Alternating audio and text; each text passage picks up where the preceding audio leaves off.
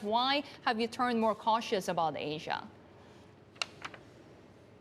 Right. So I think the elephant in the room here is that we think that Asian markets have to navigate two pretty large challenges over the next 12 months, right? I think one, the fact that we will have to navigate the scenario of peak growth and peak stimulus as we draw closer to 2022. And history tells us that this tends to be a period where returns are still positive, but far lower, and there's a far greater scope for volatility as well. And the second issue that we have to navigate is the fact that in China, policymakers are normalizing monetary policy.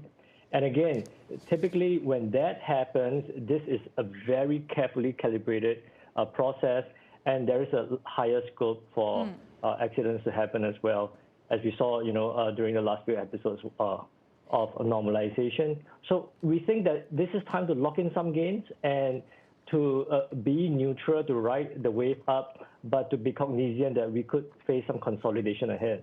Yeah, I'm actually curious about where you go from here then, because, for example, when you're looking at market opportunities, it's all relative, right? And the fact remains that valuations across some of these Asian markets, whether it's in Hong Kong or Korea, are pretty low compared to, say, here in the U.S., where you have record high price to earnings, price to book ratios.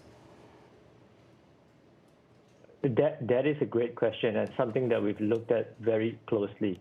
Now, if we see a period of consolidation, i.e. risk off, I think it is very difficult to see a scenario where emerging market equities will outperform U.S. equities.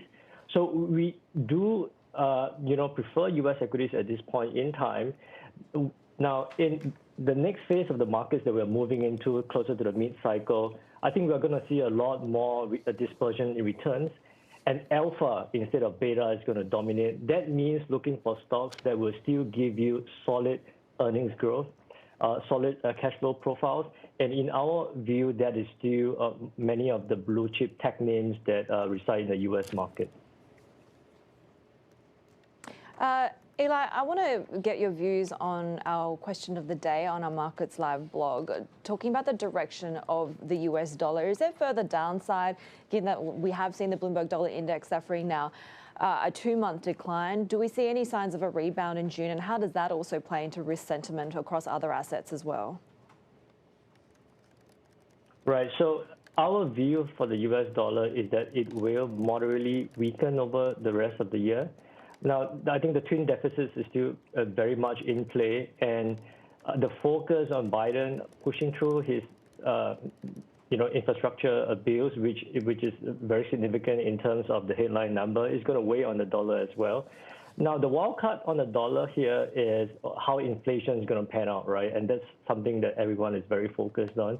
If we do see inflation data proving to be more worrisome than expected, that could have a knock-on effect in the sense that the market could expect the Fed to turn hawkish faster than anticipated, and that will likely create a backlash in terms of a strengthening dollar and therefore a risk-off across risk assets. Eli, we're getting more and more news and headlines of hackings, of tech disruptions, right? Is this, I guess, a geopolitical or an otherwise risk that companies are really needing to price in, and as investors, we're needing to be more concerned about?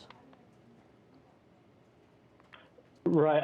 I think the second hack that we got over the headlines today is quite concerning.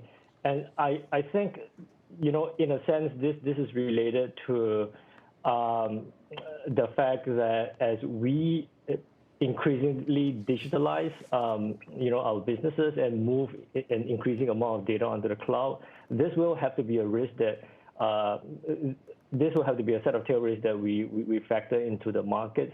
I think at this point in time, the investors are still taking a wait and see approach, and of course, the various headlines are tying this into the rise of cryptocurrencies as well in a large way. So this is something that we are looking at very closely, but we're not systematically pricing into valuations as yet.